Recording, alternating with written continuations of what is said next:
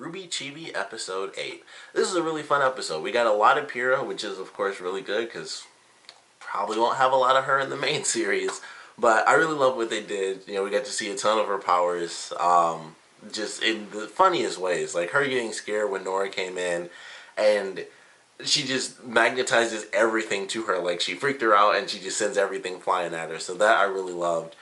Apparently she's super jumpy. That I feel like they've added that in the Chibi version. Like every time somebody comes in, she's like, "Oh crap!" and her powers just like fly off, and like she was floating her spear in, in the air. And Sean's like, "Hey!" and she's like, "Whoa!" and she like sends it up into the light. And I don't know what they were doing during that clip. I thought it was so funny. And Sean's like, "Hey, we found all these videotapes," and he does like this thing like, "Ooh, mysterious old videotapes," which I thought was really funny. But he's like, "Hey, you want to help us out?" And the first thing I thought was like, that's probably not the best idea. And she's like, ooh, like, and it just cuts there. I was like, that's perfect because she would like demagnetize all these tapes, and everything's gone. So I loved everything they did with utilizing her powers, and it was just really silly and funny. We got a pretty cool Yang Rocky style montage, which I thought was cool, and, with the eye burn in kind of the Rocky montage format, which I thought was just really funny. So that was really cool. We got to see Ruby trying to get a bunch of pickles in the opening, which I thought was really funny. And her it was just like the first episode. Like she's just struggling to do something so simple, and then she finally gets it. She does like the cool, kind of like a tornado style move, splits them all open. She eats one. It's like, deal. And then it goes off. I'm like, wow, she went through all of that, and she didn't even like what she got. So I definitely say I enjoyed this one. It certainly had some fun moments to it. Really loved all this stuff with Pyrrha. Getting to see Pyrrha in general was pretty cool. I'm not sure which one was my favorite because I really liked the magnet thing. The magnet one was actually really funny because I just thought they were kind of playing on Jean kind of being stupid, to be totally honest, because it's Jean and that's his character. It's like he's not stupid, but they give him that kind of role. So I was like, oh, it's kind of playing on the fact that Jean can't, he's just walking in circles and doesn't realize where he's supposed to go. And we get to hear everyone talk too, which I thought was cool because Nora is like, we're going on a hike and stuff, and she's running all over the place in the background. And then Ren has a little line, and then of course Jean has lines like, "See, now it's telling me to go this way," and he just holds his arm out as Pyrrha just keeps walking past. And I was like, I love this scene. Like that, I thought was really funny. But all her moments were funny because they just played on like pretty much every version of a joke that you could have about her magnetic powers. They kind of did in this one. Like, there's definitely some more stuff they could do. Because they're, if you read the comments, if you watch it on YouTube, probably if you watch it on Rooster Teeth as well, buttload of polarity jokes and, polar opposites and magnetic personality. It's like all over the comments. So they didn't do anything verbally, but visually they did a ton of stuff, and I really enjoyed it. We also got to see the old guy again, which I thought was really funny, and he's just in like the secret vault from Volume 3, and he's just down there sweeping, and he's looking at the girls really mad. And I love that scene. And they have like, when they're going through the elevator, they have all these different buttons and stuff. And one that was really funny was Fort Port for the professor, and I love that. It was like, and also it said like, it was like taped on there like, "No girls allowed." I thought that's where they were gonna go for a second.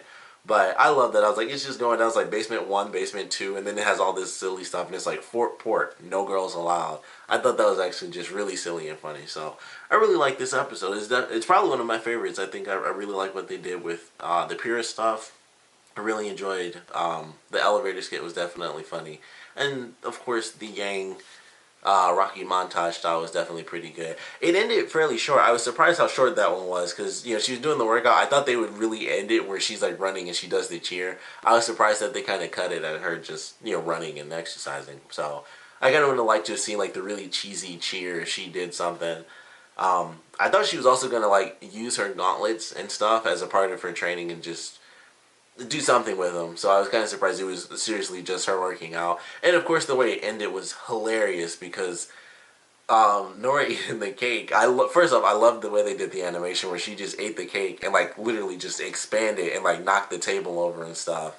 Or she didn't knock it over, but she like shoved the table, like visually moves. And it's just like, ooh, and she inflates, and then she just burps and it's like, ha, perfect.